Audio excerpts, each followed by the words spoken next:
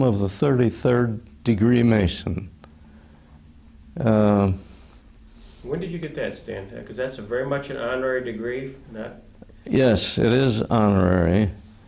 The same as Bob Jackson. He received his honorary 33rd degree in Masonry. And I received this in Philadelphia at one of the constitutional meetings of the Scottish Rite, which is quite an organization.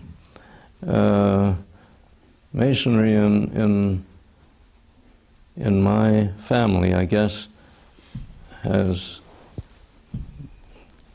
been going for some time. I refer back to Andrew Jackson weeks. That's as far back in our family that I know was Masonically connected. But of course, my grandfather on my mother's side, and my father, my brother, I had 3 uncles and 4 nephews, all Masons. It sort of runs in the family, doesn't it? It sure does. But it's a wonderful organization that goes back so many years in time immemorial, they say. And I was fortunate on 3 occasions to visit what we call the Mother Lodge of Scotland, which is at Kilwinning, Scotland, a little community, but it was organized in and about 1142 A.D. At the time of the construction of the Kilwinning Abbey. It was constructed by a band of Italian monks that had come to construct the abbey, and the lodge was organized at that time and has been in action ever since that time. And the ruins of the abbey, of course, the abbeys, many of them were destroyed during the Reformation. The ruins are still there, beautiful ruins as they usually are, but the lodge building is right adjacent to that old Kilwinning Abbey. So it was quite a delightful time. The first time I attended, George Goodell was with me. Of course, he was a Mason from here, George Goodell. And then the second time was Bob Wilsey from Stowe. He was quite active in Masonry and in county affairs. He's deceased now. And then the third one, I just can't remember.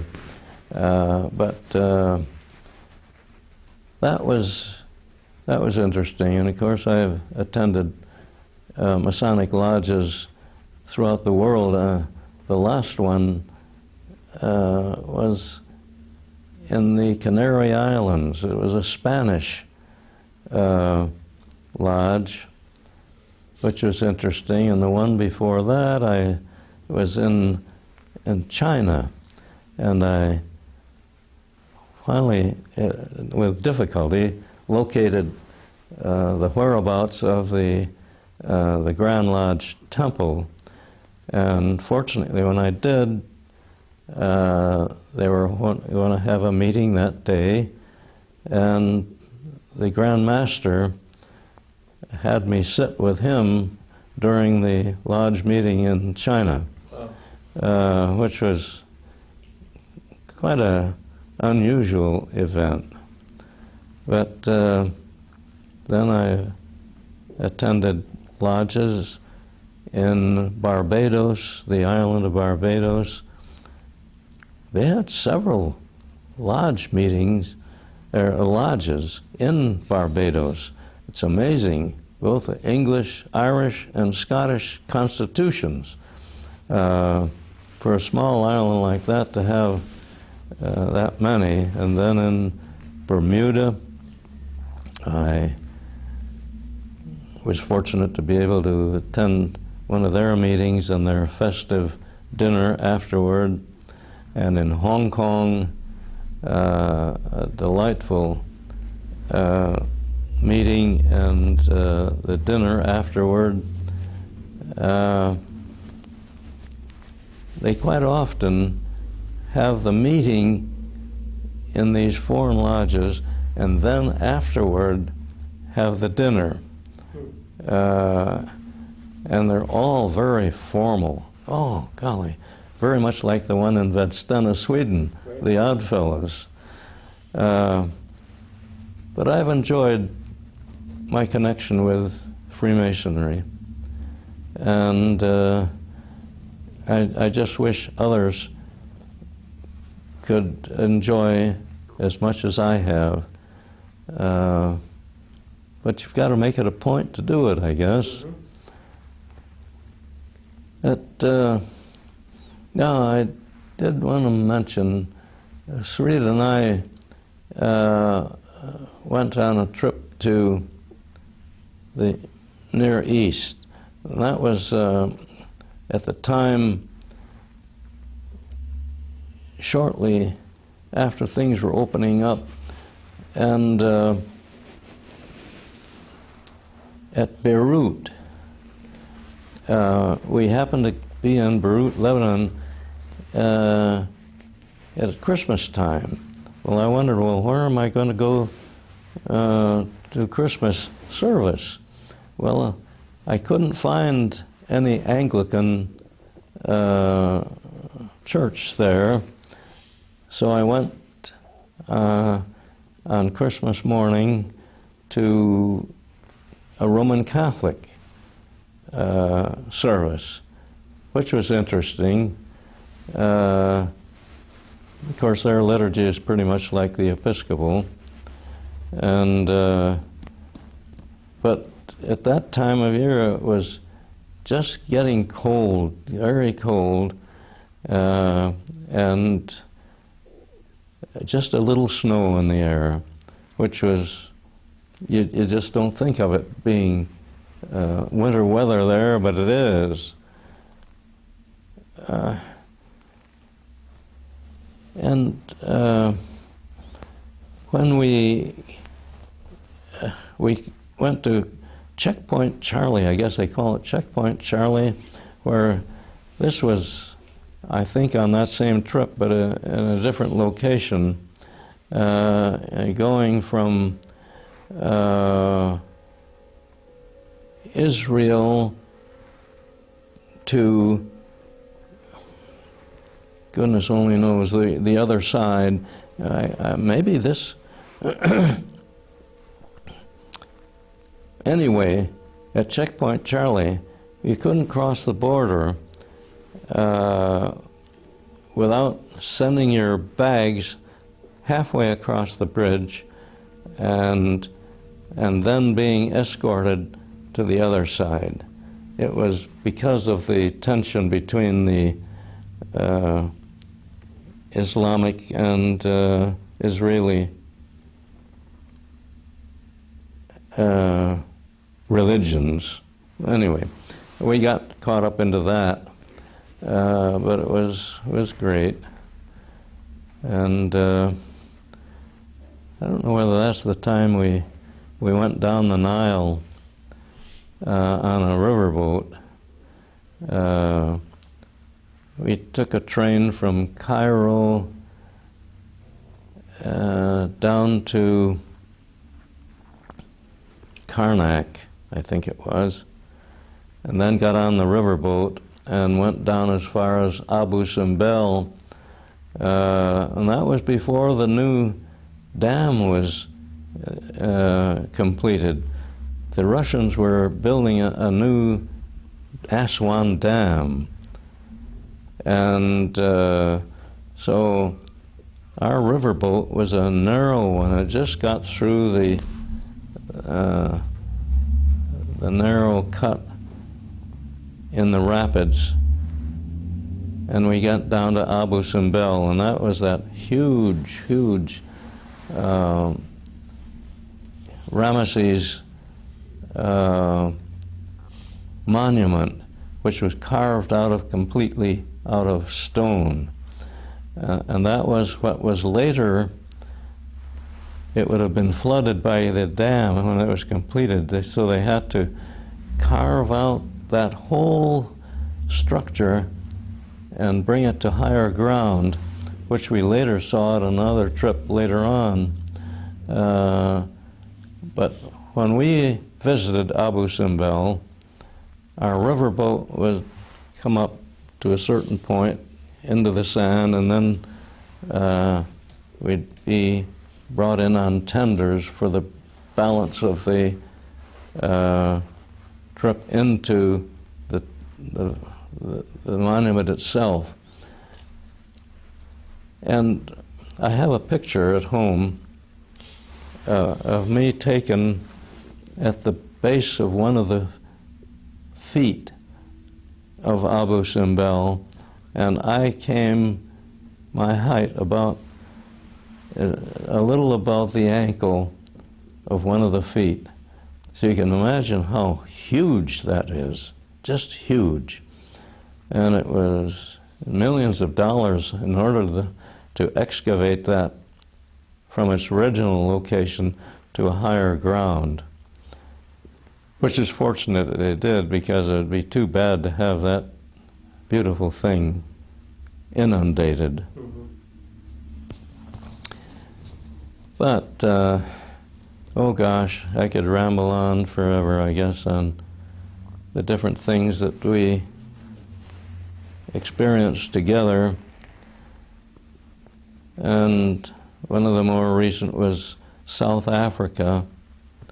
Now, South Africa, it's amazing because, you know, I always thought, well, South Africa, well, that's South Africa, Southern Africa.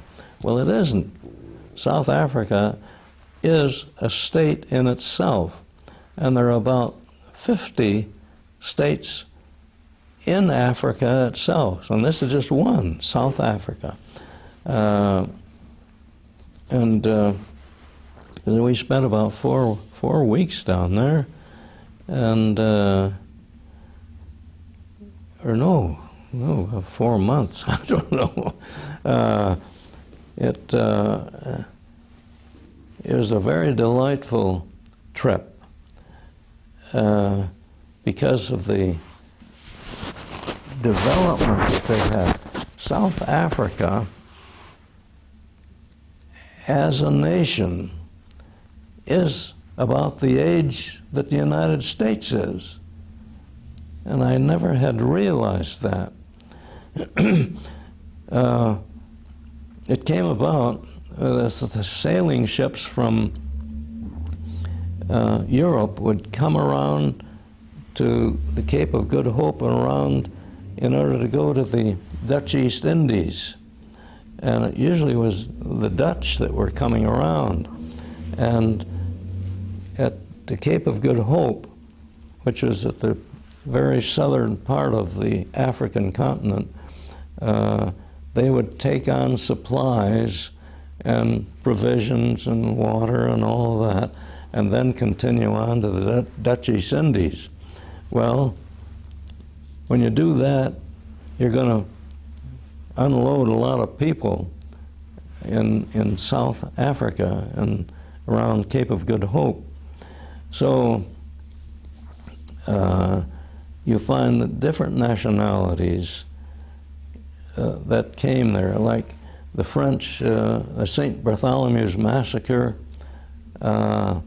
in France, when the church was exterminating the Protestants, they had to get out.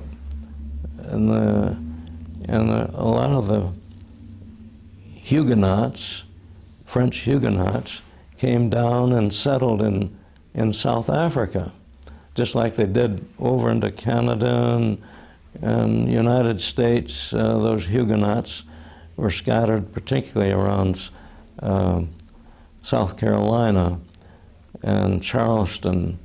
You find Huguenot churches there. But these Huguenots in South Africa, they brought with them vines for grape growing. And the grape industry became very pronounced, and they have excellent wines because of that in South Africa, and those are the French Huguenots. Well, there's a city there in South Africa, principally populated by the descendants of these early Huguenots. And there's big Huguenot memorials and museums and so forth, which was a very interesting thing. And then we went on to the ostrich farms.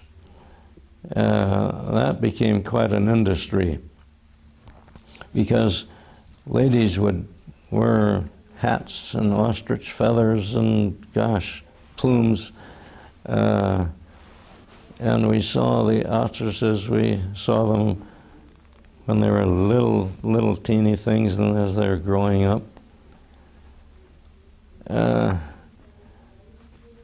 another place we went to in South Africa was Sun City. And that was that rather recent construction of a place for gambling and high life, and it was a real interesting place to visit, but they spent an awful lot of money on that. And I went to a Rotary meeting there, and they weren't too well organized. They had a lady who was president of the Rotary Club, and she did all right, but there were only about 7 members in attendance, which was, they were going to send me one of their banners, which we usually exchange. I left them one of ours from Jamestown, but I never did receive one from them. But I can't ramble on much more here. Well, you've done much together, the two of you, and one of the things you also had a common interest in is golf, and Moonbrook Country Club specifically. You were kind of there at the beginning, and you and your Uncle Emmett, and tell me a little bit about Stan Weeks, Sarita Weeks, Emmett Ross, and Moonbrook. Oh, golly. Well, of course, Emmett was dyed-in-the-wool golfer at Moonbrook. He joined when it was in its early infancy, I think, around 1923. And, well, he'd take my brother and me, and sometimes my sister Mary, up to play golf, and he showed us the rudiments of the game, which was very helpful. And he was an excellent golfer. He had a good set of Scottish-made golf clubs. I had some of them framed, and they're up in the grill at Moonbrook now, just to show what they were like. Of course, they're wooden shafts and wooden heads, which now are passé, but they did the work, and we got scores. And sometimes you wonder, well, why do we have all these fancy ones? Well, of course, the makers know what there's in it for them. It's expense. But the old clubs were very, very good. But anyway, in 1925, my uncle Emmett Ross thought there should be junior tournaments. Up to that point, it had been just for men. Women were not playing at that point. So he presented a beautiful cup. It's in the trophy case at Moonbrook now, with cross clubs and a ball, and beautifully designed cup for junior golf. And as fortune would have it, I was the first winner of that cup in 1925, and it's been going ever since, and there's the names of all the winners all over the cup, beautifully engraved. Now they've had to have a new standard so that more names can be put on it. And then I was the JHS, Jamestown High School champion.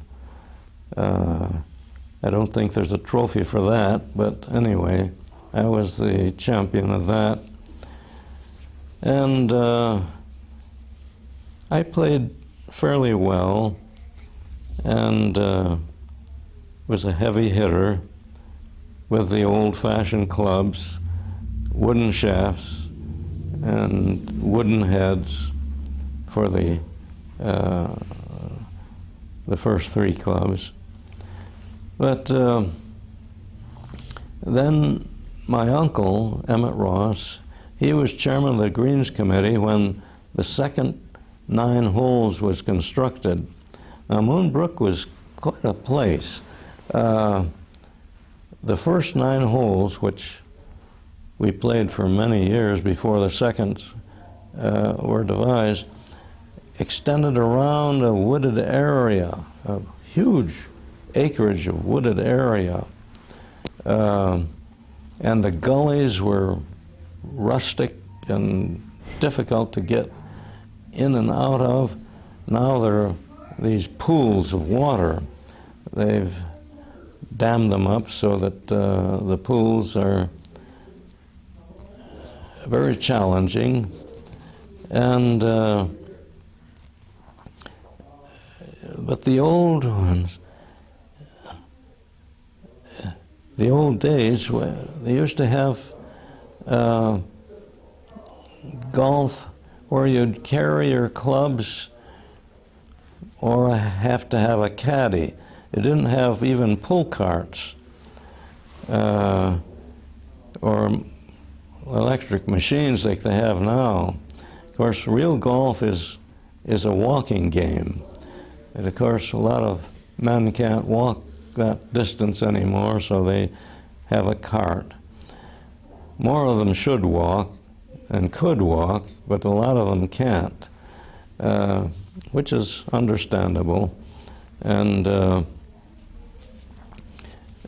Moonbrook had its stages, different layouts at different times. The major holes are still intact. Some of them across the highway now went up to just north of Dr. Sanctuary's home.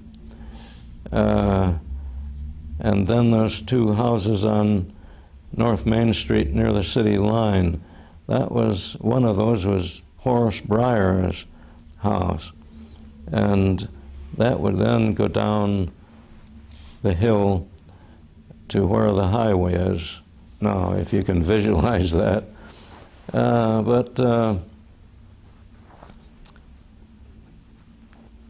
In those days, the country club, which was actually the golf club, it wasn't the country club. It didn't have swimming pool, it didn't have tennis courts, it didn't have any of those other things. So it was the golf course. Now it's a country club. Let's see, what was I going to say? I don't connect here. But The layout of the club. yes, well, the layout of the club was considerably different, particularly when the highway was constructed. It cut it in two. So there have been a number of changes because of that. And Frank Vassallo, whom we met this morning, has been an excellent manager of the club. He takes care of all the interior part of it and has done marvelously to keep it together. And he's been manager of the club longer than any other person before him. Oh, what I was going to mention was that the first clubhouse was an old farmhouse, and you would approach from North Main Street, just beyond where the new highway entrance is, and go up, and there was this old farmhouse, and that was the clubhouse. And eventually, it's where Howard Holmes and his family, Howard Holmes was one of the professionals. He and his family lived in this old farmhouse. And Wally Holmes now, who owns Maplehurst Country Club, was brought up there and got his first instructions on how to play golf from his father. So hole number one started just above there, and that would be now number three. Number three presently was the original number one. But when did women become part of the golf scene? I mean, certainly that was a good part of Sarita's life as well. She loved it. oh yes. Well, as soon as we came to Johnstown after marriage, she wanted to get in to play golf because she had been on the varsity team at Wellesley College and also played with the varsity members at Yale, although they didn't have women on the Yale team, but they had her come along on a number of them. So she wanted to get right into the game. She was good. She could bat them right out. And she was head of the Ladies Golf Association there, and that was at one time. And she figured that they weren't regulated enough. So she decided the USGA rules of golf, that's the United States Golfing Association rules, should apply to women as well as the men. So she did see that that was brought about so that the women would be playing under the same rules. Since then, I guess they've abandoned the USGA rules for women, but I'm not quite sure as to what extent. But at one time, she was the Moonbrook Women's Champion, and on several occasions she won the Packard Cup, which was donated by Mrs. Packard from Lakewood, and had a number of other wins to her credit.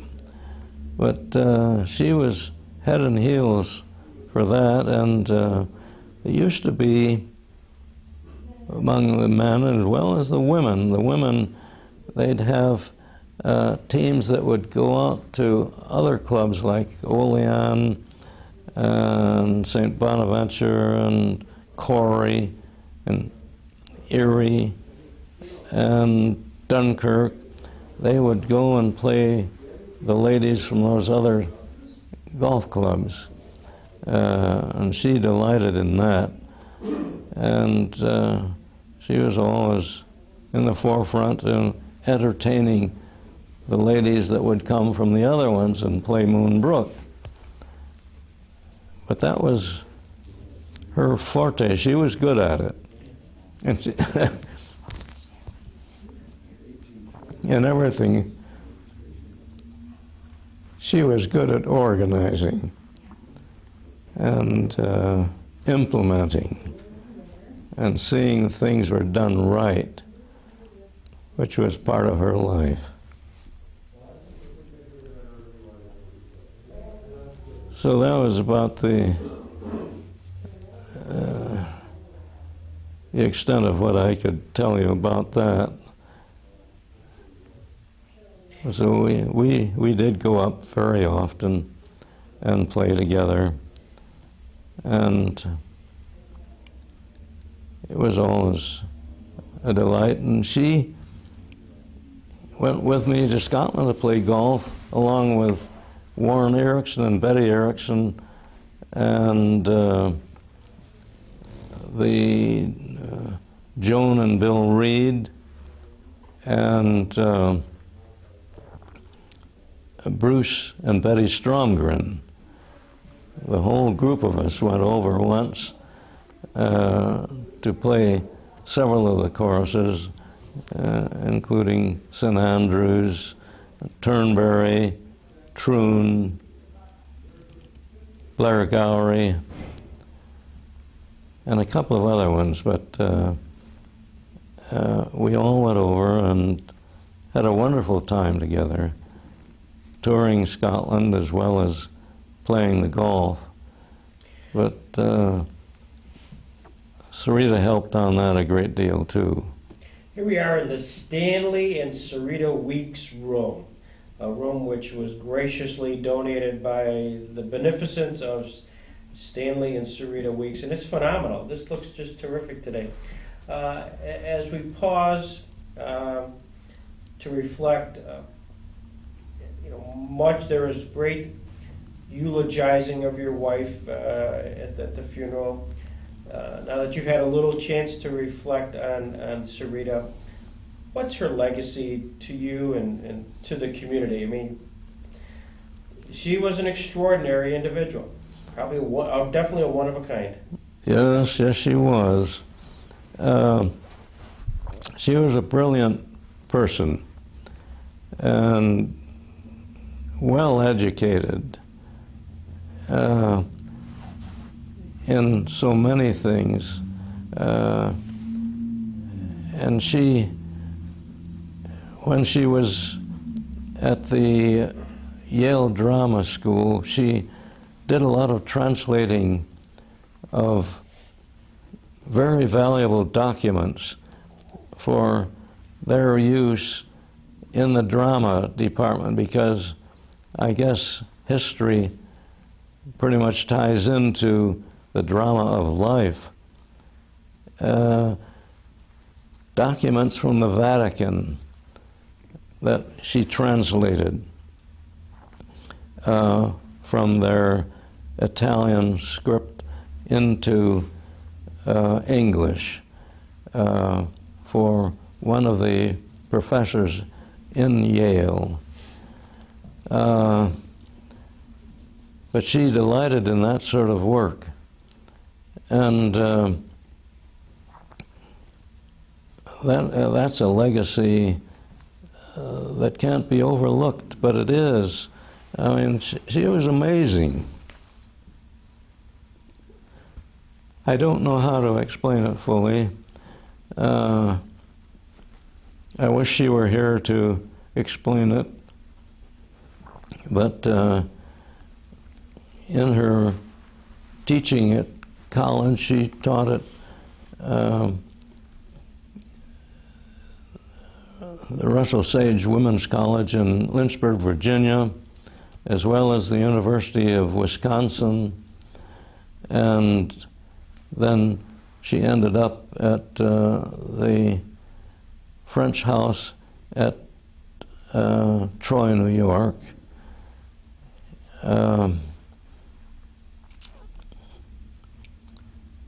But her legacy is terrific. Have you seen the obituary copy? The one in the Post Journal? Yeah. Or the booklet you put together? Booklet. I saw that, yes, thank you. Mm-hmm. Well, that sums up a lot of it.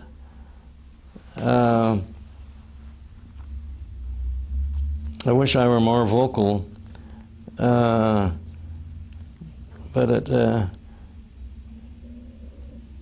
it's hard to be separated from her because she was always a wonderful helpmate,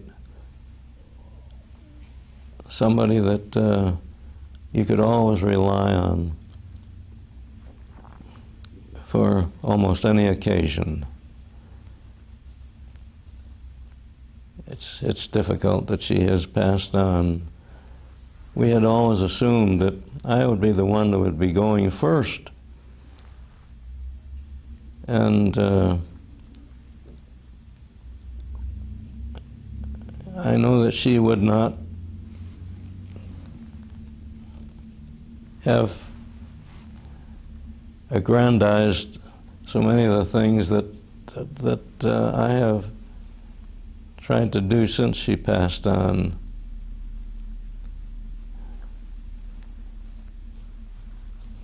But that is as it is now. Well, we're sitting in one of those rooms right now. Yes. You can just... Yes, these... It screams Serita Weeks from not only the work product that Raleigh worked with her, I mean literally on everything that's here, and then she did shared a variety of the enhancements which are in this room, which are items which she brought and very, very proudly brought up from Mexico and then shared here in the Jackson Center. Mm-hmm. Well, I'm glad that they have found a place for them. And you people have been wonderful in accommodating all these. I can't say enough about what you've done for the community as well as the Jackson Center. It's amazing. We're really proud of you and your accomplishments.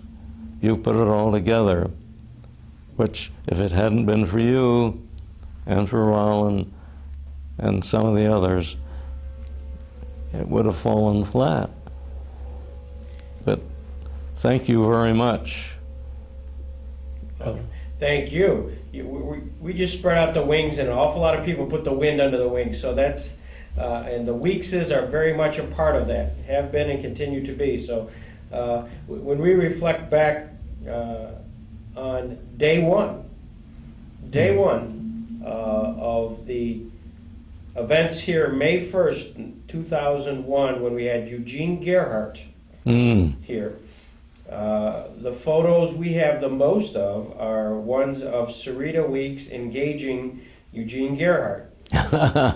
She was there day one, and as we have a photo over there to your left, a picture of one Stanley Weeks and Serita Weeks and Chief Justice Rehnquist. Of all the people, that's the one we cherish the most, because you'll see even Chief Justice Rehnquist is smiling, and he didn't smile in a lot of the pictures. No. He smiled in that one. So obviously he was enjoying the conversation he had with you and especially Serita. And we just see that throughout the events, front row center, was staying in Sarita Weeks. And it was just a delight, because sometimes it was a little harder than normal to get here, especially at the end. I think one of the last events she was here was one of the last events we've had, which was that Robert Jackson Society meeting. And I know Sarita was going through a lot, but God darn it, she was there as bubbly as ever. Oh, yes. Well, she held this in great repute. She was close to your efforts. I wish we could have done more. But maybe we can. I don't know. Well, we're honored. We're honored to have you in our community. We've been honored with the memory of Sarita Weeks, and we're honored that you're here as part of us, Dan. You've been a local treasure.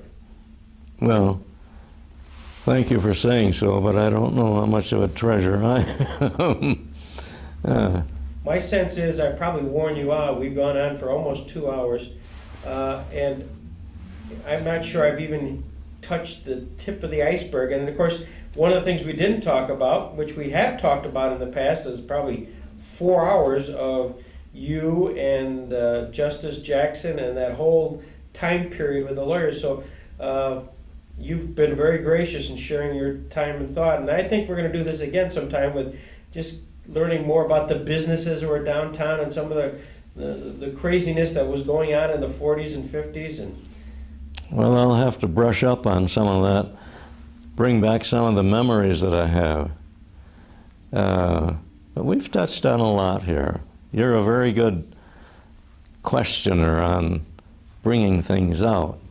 well, one of the things I would like to do before too long is, I know with you and Tom Nethery and Art Barnes, if you remember that one day we sort of sat here, that was fascinating. I Yes. think, frankly, reconvening that group just to talk about that Masonic and Oddfellows era, which is there's certainly a glory era, a golden era of that, and you guys were all part of that. So I'd love to get that together, and we'll do that. Okay. Well, thanks, Dan, for everything today. That's terrific. Well, thank you very much, Greg. Yes. You're a marvelous person to put all these things together. You've got so many things that you've recorded, and it's just amazing, and it's very historical. And I wish I could contribute much better and more fluently and with greater memory than I have. Mine is dwindling away. I can tell you, Stan, I've interviewed guys that are 60 and 70 have nowhere near the memory you've had just displayed here today. So you're too humble. But this has been great. I got to tell you this, and while we're on the tape, I'll tell you that when we did Sarita a few years ago here in this very room, you may not remember, but she was reluctant to be interviewed. She just, I'd ask her, and she, no, of course not. She didn't think, it was necessary. You were part of a prop to make it happen. She did the piece on the history of the Scottish Rite Consistory building, which we asked her to do, and she wonderfully followed through by writing up that 15-page paper on the Scottish Rite Consistory building. And I thought it would be wonderful to have her read it, just like an audio book. And so you were part of this, because they said, I got to get her down, because she was willing to do that. She was willing to read her paper. Good. So we have that. Oh, fine. It's like an audio book, but you got her to say, do that. And if you remember, you drove her down, and while we were here and she finished reading the paper, then I knew I had to strike now and say, Sarita, while I've got you here, tell me about you. And then, of course, she was marvelous, absolutely marvelous. I'm just thrilled to have. That was on the television. Correct. Oh, that was great. Yeah. So many people have remarked about that. I can't tell you the number of calls we've had here to try to get copies of that. So I'll have to show that movie again on the TV. Is it possible to get Oh, copies? sure, yeah. And so we're trying to make copies right now as we speak. So what I might do is show it again on TV, and for those interested, contact us. Mm-hmm. We got calls. Everybody in the city must have watched it because it was perfect Sarita. I mean, it was just Yeah, that was remarkable. yeah. And you have a wonderful. I mean, it's the beauty of it. That memory will always exist in your mind, certainly, and we've been able to recapture some of it. And she shared so much with so many. Yeah, she did. She was always sharing, always giving. Yeah. It's amazing. But thank you very much, Greg. It's been a pleasure to be with you, always. Well, we're going to do this again. Mm-hmm. You going to stay around for lunch? No?